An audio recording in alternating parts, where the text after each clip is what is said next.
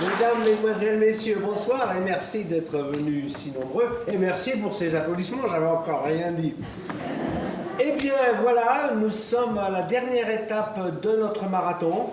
Ça a été très très chaud, hein, ça a été bien, on a eu bien du public.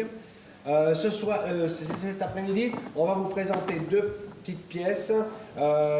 L'une, un classique de Marivaux, Les acteurs de bonne foi, mise en scène par Noémie Dupont, qui dirige l'école de théâtre adulte et ado. Ensuite, eh bien, on va vous emmener dans une gare.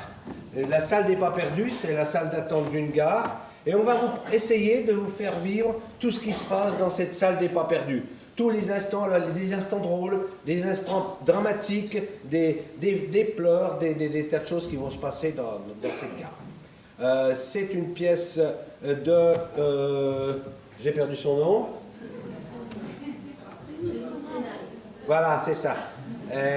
Et elle a été adaptée et mise en scène par Aurore Beckham. Alors pour ceux qui ne la connaissent pas, c'est celle qui jouait Lily hier soir. Celle qui répète de fond. Eh bien, bon spectacle à tous. Vous n'oubliez pas de couper votre portable. C'est perturbant pour un acteur quand il y a un bruit de téléphone. Merci, bonne soirée.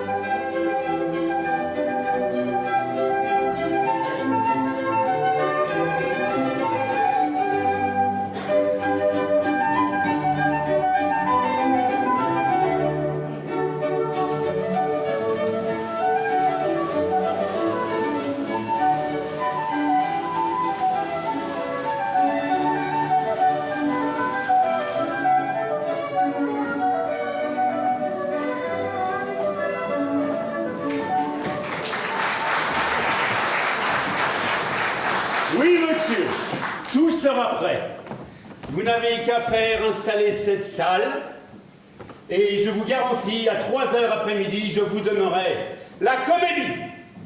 Merlin, mon fidèle valet, tu feras grand plaisir à Madame Abelin qui s'y attend avec impatience. Et de mon côté, je suis ravi de pouvoir lui procurer ce petit divertissement. Je lui dois bien des attentions. Tu vois ce qu'elle fait pour moi. Je ne suis que son neveu. Et elle me donne tout son bien pour me marier avec Angélique, que j'aime. Mais prends garde que M. Argante ne sache notre projet. Madame Abelin veut le surprendre. Mes acteurs sont payés pour se taire, monsieur. Et nous surprendrons. Nous surprendrons. Et qui sont tes acteurs? Moi d'abord. Je me nomme le premier pour vous inspirer de la confiance. Ensuite, Lisette, femme de chambre de Mademoiselle Angélique et suivante originale. Blaise, fils du fermier de Monsieur Argante. Colette, amante du dit fils du fermier. Et fille du jardinier. Ça promet de quoi rire. Une impromptue. Nous jouerons à l'impromptu, monsieur. Que veux-tu dire, à l'impromptu? Vous verrez, vous verrez. Ah, j'oublie encore à vous dire quelques finesses de ma pièce. C'est que Colette et moi avons convenu tous deux de voir un peu la mine que feraient Lisette et Blaise à entendre toutes les tendresses naïves que nous prétendons nous dire. Et le tout pour voir s'ils n'en seraient pas un peu alarmés et jaloux. Car vous savez que Blaise doit épouser Colette et que l'amour nous relie, Lisette et moi, l'un à l'autre. Lisette, Blaise et Colette sont mes acteurs principaux. Je leur ai demandé de venir pour essayer leur scène. Laissez-moi les écouter et les instruire, et retirez-vous.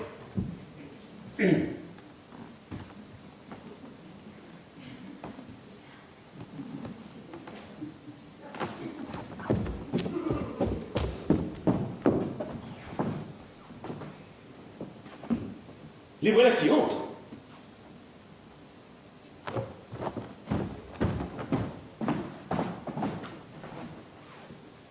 Fais donc rire. On t'en demande pas davantage. Mes enfants, je vous attendais.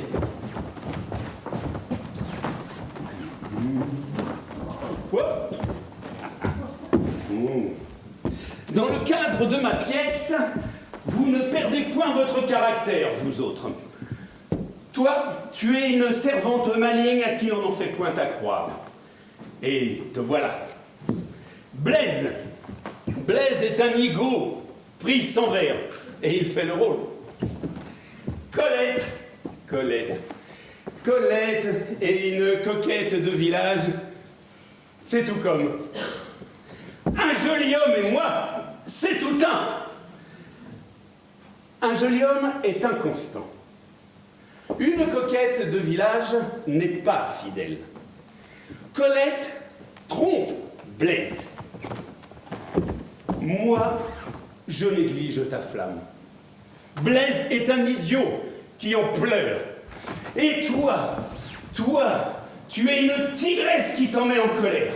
Et voilà ma pièce. Ah, je défie qu'on puisse améliorer les choses. Allons, répétons. C'est à nous deux à commencer, je crois. Oui, nous sommes de la première scène.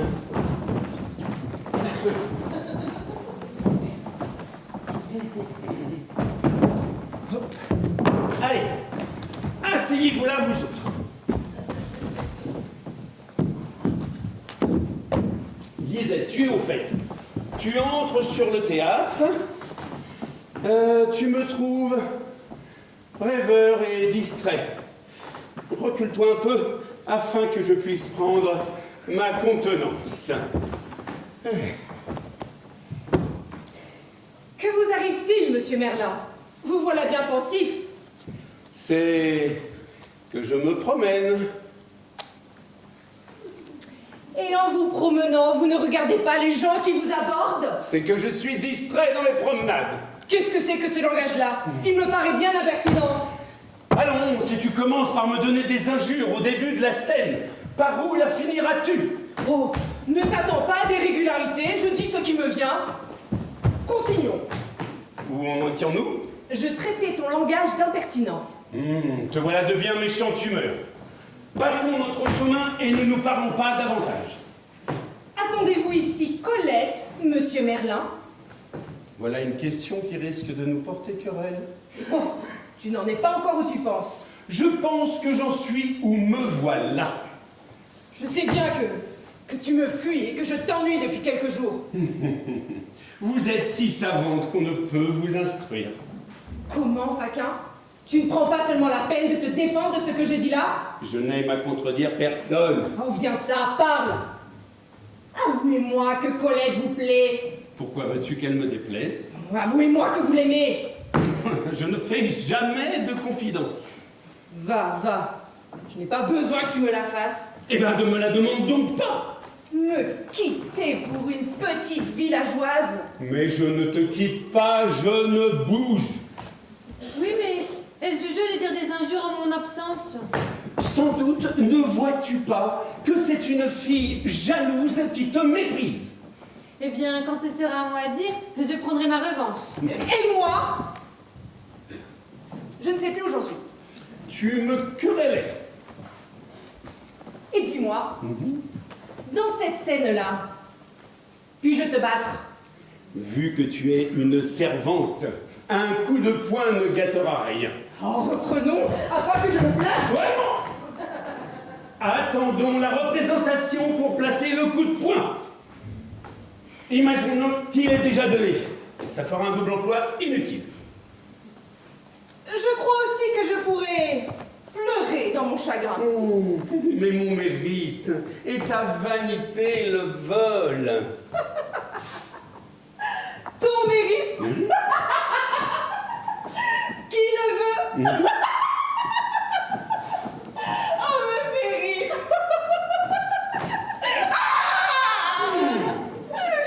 Car je suis à plaindre d'avoir été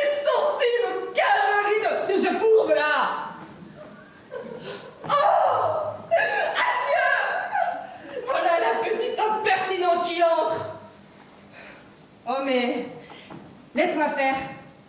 Serait-il si mal de la battre un peu? Non pas, s'il vous plaît.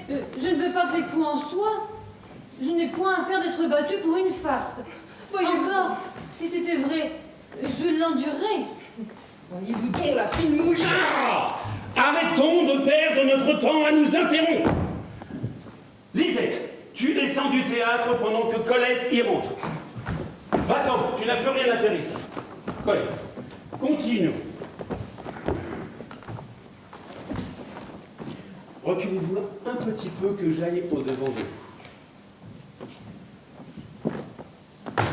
Bonjour, ma belle enfant. Je suis bien sûr que ce n'est pas moi que vous cherchez. Oh non, monsieur Merlin, mais ça n'y fait rien.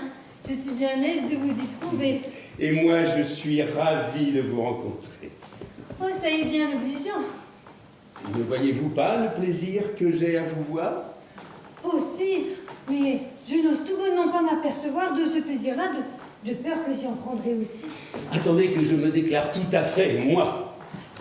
Vous voyez comme elle se presse? On dirait qu'elle va de bon jeu. Je crois que ça me lance du guignon. Je n'aime pas trop cette saille-là non plus. C'est qu'elle ne sait pas mieux faire, c'est tout. Oh, eh ben voilà ma pensée tous en dessus-dessous. Puisqu'ils me blâment, je suis trop timide pour aller en avance s'ils ne s'en vont pas. Eh bien, écartez-vous pour l'encourager. Non, Morguet. Moi, je veux pas qu'elle ait le courage, je veux tout entendre. Il est vrai, mamie, que vous êtes fort plaisante de vouloir que nous en allions. Ben oui, mais pourquoi aussi me chicanez-vous? Pourquoi tu as plus le temps d'être amoureuse de Monsieur Merlin? Est-ce que tu en sens de l'amour? Non, vraiment? Mais il le faut bien, puisque je suis censée en prendre dans la comédie. Comment? Vous aimez réellement Merlin? Il le faut, puisque c'est mon devoir. Blaise et toi, vous êtes de grands innocents, tous deux. Ne voyez-vous pas qu'elle s'exprime mal? Ce n'est pas qu'elle m'aime tout de bon, c'est qu'elle doit faire semblant de m'aimer. N'est-ce pas, Colette? Oh ben, comme vous voudrez, monsieur Merlin. Bon, continuons. Et attendez que je me déclare tout à fait avant de vous montrer sensible à mon amour. Oh, j'attendrai. Faites vite. Oh, que vous êtes aimable, Colette, et que j'envie le sort de Blaise, qui doit être votre mari. Oh, mais est-ce que vous m'aimez, monsieur Merlin? Mais il y a plus de 8 jours que j'essaie de vous le dire. Oh, mais que dommage. Pourquoi donc? C'est que si vous m'aimez, bah, c'est Sans bien doute. fait. Sans doute. C'est que si vous m'aimez, c'est bien fait. Car il n'y a rien de perdu, hein. Et pourquoi donc alors? Eh bien, dame, dirais-je, Sans doute. eh bien, c'est que si vous m'aimez, bah, c'est bien fait. Oh, quoi? Votre cœur vous dit quelque chose pour moi? Oh, mais il me dit pas quelque chose, hein. Il me dit tout à fait. Oh, vous m'aimez donc, Colette. Et pourtant, vous allez épouser ce Blaise. Oh, ça me fâche assez. C'est pas moi qui le prends. C'est mon père et ma mère qui me le baillent. Mais voilà donc bien chanceux. Oh, mais tais-toi donc, tout ceci n'est qu'une scène, et tu le sais bien. C'est que je vais gager que ça est vrai. Non, te dis-je. Il faut soit quitter notre projet, soit le continuer. L'argent que nous a promis Madame Hamelin vaut bien la peine que nous le gagnions. Je suis fâché d'avoir imaginé ce plan-là. Et j'en suis désolé. Mais je n'ai pas le temps d'en imaginer un autre. Continuons. Oh, que je le trouve bien joli, moi. Je ne dis mot, mais je n'en pense pas moins. Quoi qu'il en soit, allons notre chemin pour ne pas risquer notre argent. Ne vous souciez donc pas de Blaise, Colette, puisqu'il n'y a que vos parents qui veulent que vous l'épousiez. Non, il ne me revient point. Et si je pouvais, par quelque manigance, m'empêcher de l'avoir pour mon homme, bah, je serais bientôt quitte de lit, car il est si sot. Morguet, la vilaine comédie. Paix donc! Vous n'avez qu'à dire que vous ne l'aimez pas. J'ai bien dit à lui-même, mais tout ça n'y fait rien. C'est la vérité qu'elle me l'a dit. Mais, monsieur Merlin, oh, si vous me demandiez en mariage, peut-être que vous m'auriez pour femme. Seriez-vous de fâcher de m'avoir pour femme? Mais j'en serais ravi, Colette. Par contre, il faut faire attention. À cause de Lisette et de sa méchanceté qui pourrait nous nuire et rompre notre dessein. Si elle n'était pas venue, nous varions comme nous y prendre. Fallait pas permettre qu'elle nous écoutît. Mais enfin, que signifie ce que j'entends là? Voilà un discours qui ne peut entrer dans la représentation de votre scène, puisque je ne serai pas présente quand vous la jouerez. Tu n'y seras pas, il est vrai, mais jusqu'à présent, tu joues devant ses yeux. Alors, malencontreusement, elle se cale là-dessus, voilà tout.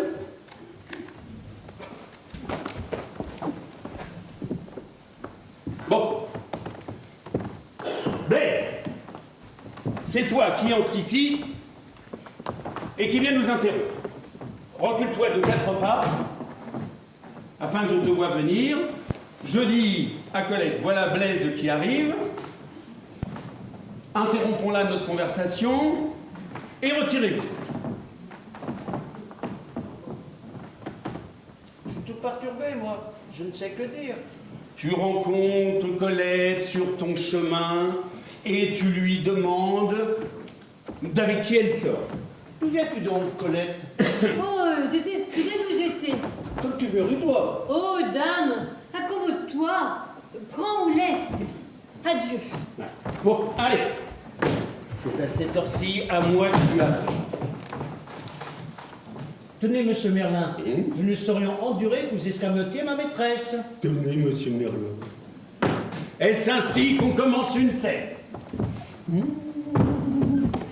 Je t'ai dit, dans mes instructions, de me demander quelle était notre conversation. Et pardi, elle ne sèche pas, puisque j'y étais. Souviens-toi que tu n'y étais pas. Eh bien, Colette était donc avec vous, monsieur Merlin? Oui, et nous nous promenions. On dit pourtant que j'en ai amoureux, monsieur Merlin. Et cela me chagrine. Entendez-vous? Oui, et qui t'a dit, Blaise, que j'étais amoureux de Colette? Mais c'est vous qui le disiez tout à l'heure. Rappelle-toi encore que tu n'y étais pas. C'est donc mademoiselle Lisette qui me l'a appris. Et qui vous donne aussi beaucoup de blâme dans cette affaire-là. Et là, voilà pour confirmer mon dire. Va, j'en dirai mon sentiment après la comédie. Nous ne ferons jamais rien de cette grue-là, hein. Il est incapable de quitter les objets de vue. Mais continuez dans la représentation, il ne les verra pas, et ça le corrigera. Quand un homme perd sa maîtresse, il lui est permis d'être distrait, monsieur Merlin. Cette comédie-là n'est faite que pour nous planter là, mademoiselle Lisette. Plante-moi là et tout, toi, Nicodème. Épargnez. Pas comme cela qu'on m'ennuie avec un fiancé la semaine qui vient. Mais moi, je te dis que tu seras mon fiancé d'aucune semaine. Adieu, ma comédie.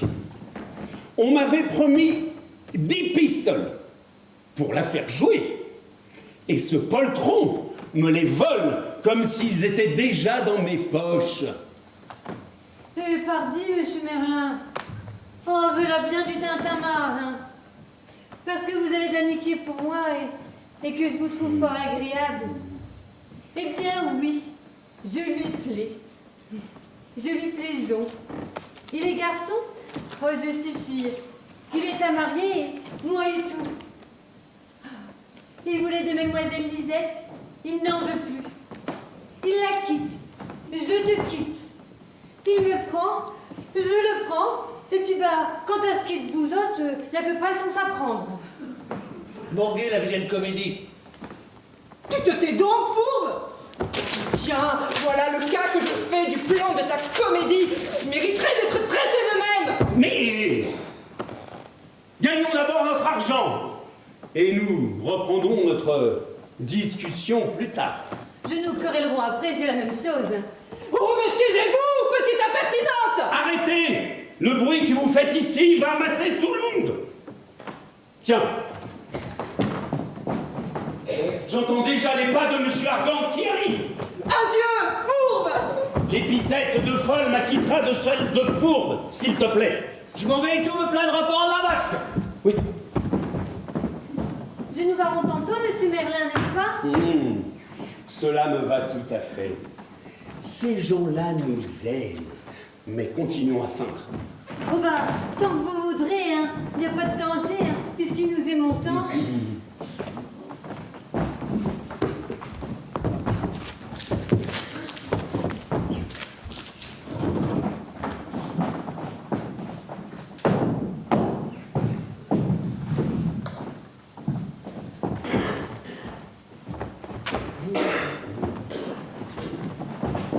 Qu'est-ce donc que le bruit que j'entends? Après qui criais-tu? Après personne. C'est Colette et Blaise qui s'en vont avec Lisette. Eh bien, est-ce qu'ils avaient querelle ensemble? Je veux savoir ce que c'est. C'est un petit dessin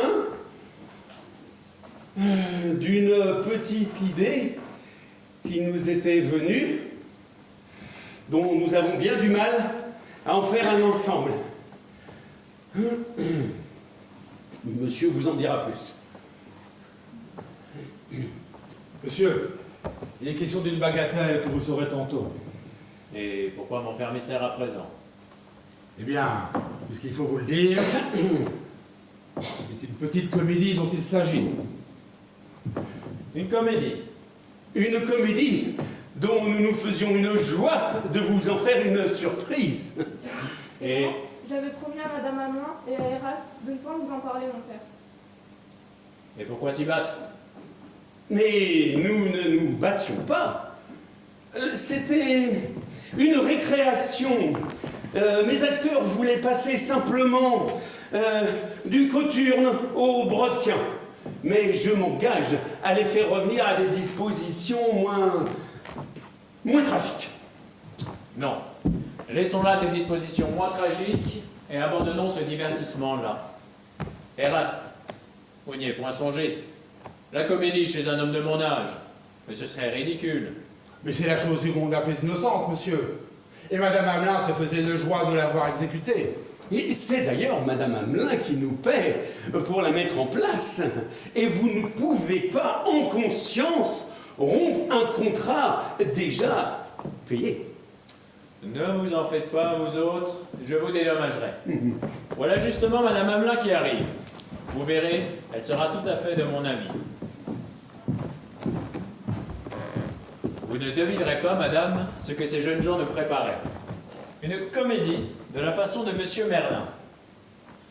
Ils m'ont dit que vous le saviez, mais je suis bien sûr que ce n'est pas vrai. C'est moi à qui l'idée en est venue.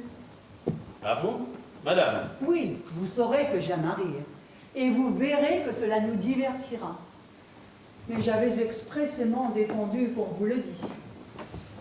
À vrai dire, je l'ai appris par le bruit que l'on faisait dans cette pièce. Mais madame, j'ai une faveur à vous demander. C'est que vous ayez la bonté d'abandonner ce projet à cause de moi, dont l'âge et le caractère. Oh, voilà qui est fini, monsieur, ne vous alarmez point. C'en est fait, il n'en est plus question. Je vous en rends 1000 grâces. Et vous avoue que j'en craignais l'exécution. Je suis fâchée de l'inquiétude que vous en avez prise. Je rentre avec ma fille, madame. Me rejoignez-vous? Dans un moment.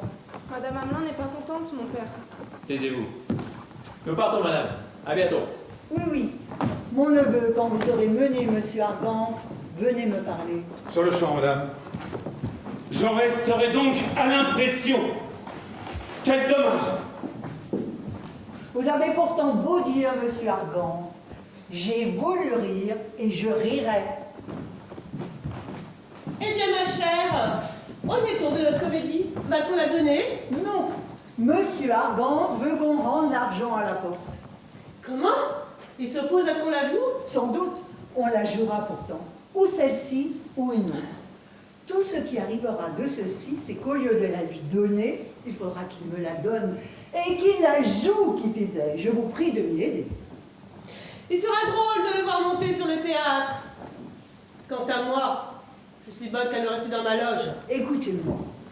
Je vais feindre d'être si rebutée du peu de complaisance qu'on a pour moi que je paraîtrais renoncer au mariage de mon neveu avec Angélique. Votre neveu est en effet un si grand parti pour elle. Mon neveu et sa maîtresse seront-ils de bons acteurs, à votre avis? Car ils ne sauront pas que je me divertis, non plus que le reste des acteurs. Cela serait drôle, mais il n'y a que mon rôle qui m'embarrasse. À quoi puis-je vous être bonne? Vous avez 3 fois plus de bien qu'Angélique, vous êtes veuve et encore jeune. Vous m'avez fait confidence de votre inclination pour mon neveu, tout est dit. Vous n'avez qu'à vous conformer à ce que je vais faire. Voici mon neveu, et c'est ici la première scène. Êtes-vous prêts? Oui.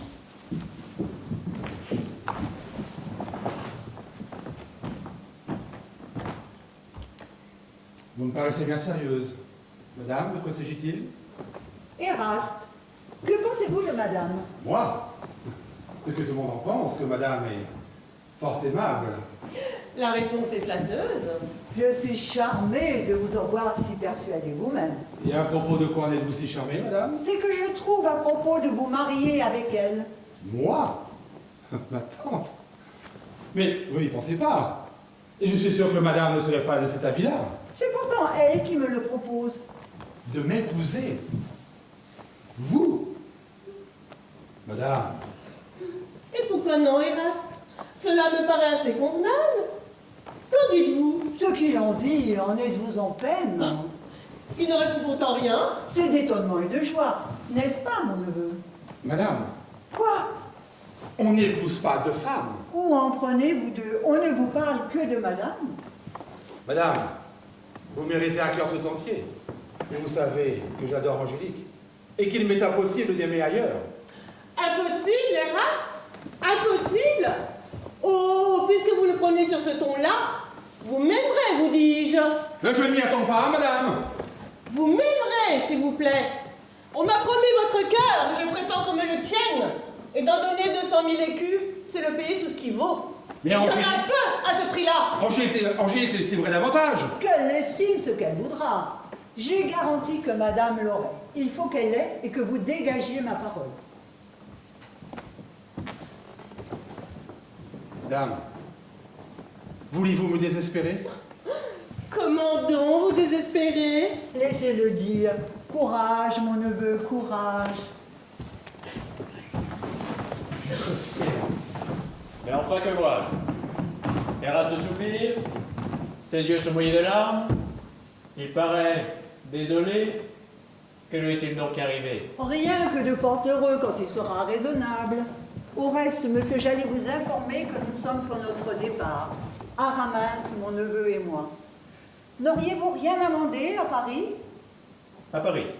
Vous allez à Paris, madame. Dans 1 heure. Mais enfin, madame, vous plaisantez. Et ce mariage? Je pense que le mieux est de les laisser là. Le dégoût que vous avez marqué pour ce petit divertissement qui me flattait m'a fait faire quelques réflexions. Vous êtes trop sérieux pour moi. J'aime la joie innocente. Elle vous déplaît. Notre projet était de demeurer ensemble. Nous pourrions ne nous pas convenir. N'allons pas plus loin. Comment une comédie de moins romprait un mariage? Eh bien, qu'on la joue, qu'à cela ne tienne. Et si ce n'est pas assez, qu'on y joigne l'opéra et les marionnettes. Tout ce qu'il vous plaira, et jusqu'aux parades. Non, le parti que je prends vous dispense de cet embarras-là. Nous n'en serons pas moins bons amis, s'il vous plaît. Mais je viens de m'engager avec Araminte et d'arrêter que mon neveu l'épousera. Votre neveu épousait Araminte? Araminte épousait votre neveu? Ce jeune homme? Que voulez-vous? Je suis à marier aussi bien qu'Angélique. Eraste y consent-il? Voyez mon état, je ne sais plus quoi en penser.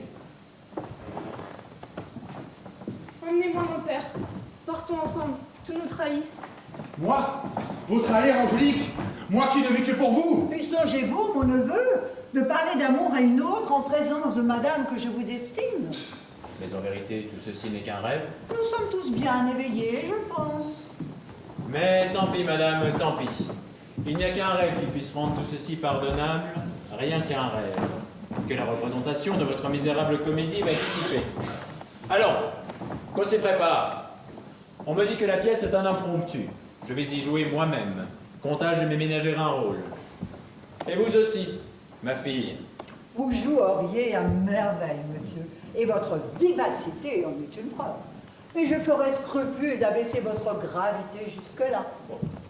Ne vous en faites pas, madame. Merlin! Merlin! Approchez. La pièce que vous nous destinez est-elle bientôt prête? J'ai rassemblé tous mes acteurs. Eh bien, qu'ils entrent.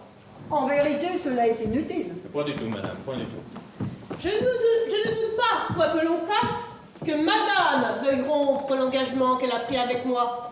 La comédie se jouera quand on le voudra. Mais Eraste m'épousera, s'il vous plaît. J'ajoute 10 pistoles à ce que l'on vous a promis, pour vous exciter à bien faire. Allons nous asseoir, mesdames, et écoutons. Écoutons donc, qu'est-ce que vous ne voulez?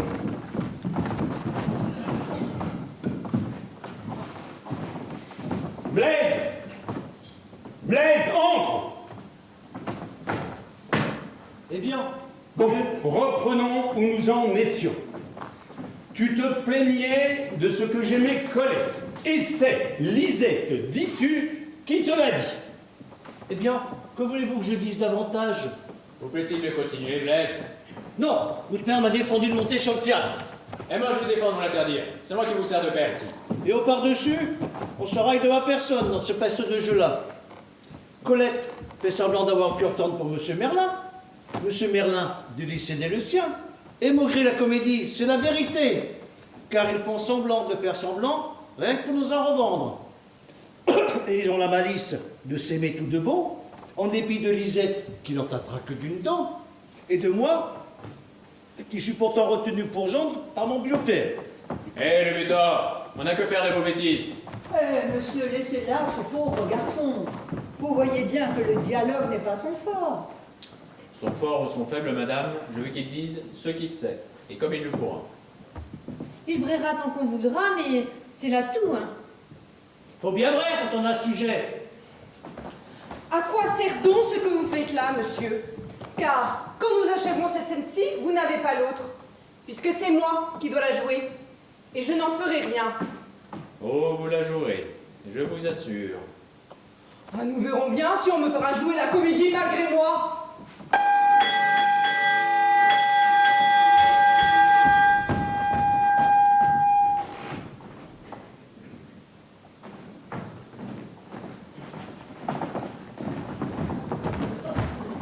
Voilà, madame, le contrat que vous avez demandé.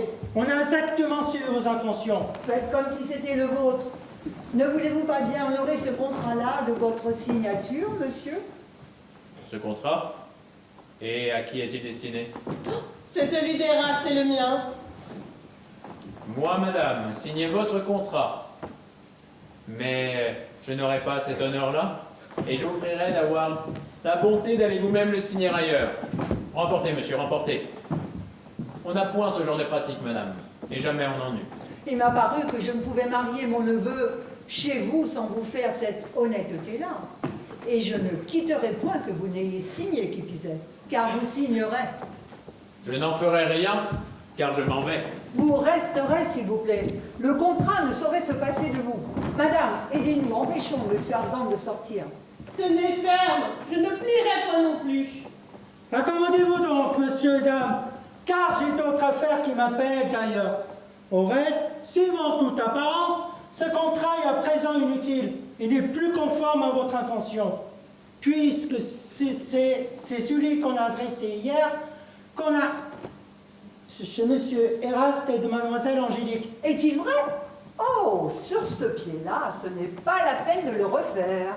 Il faut le signer comme il est. Grand-Ange, Ah ah, j'ai donc deviné.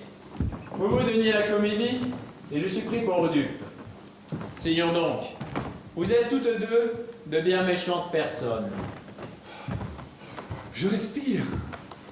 Qui l'aurait cru? Il n'y a plus qu'à rire. Ah, vous ne m'aimerez jamais tant que vous m'avez haï.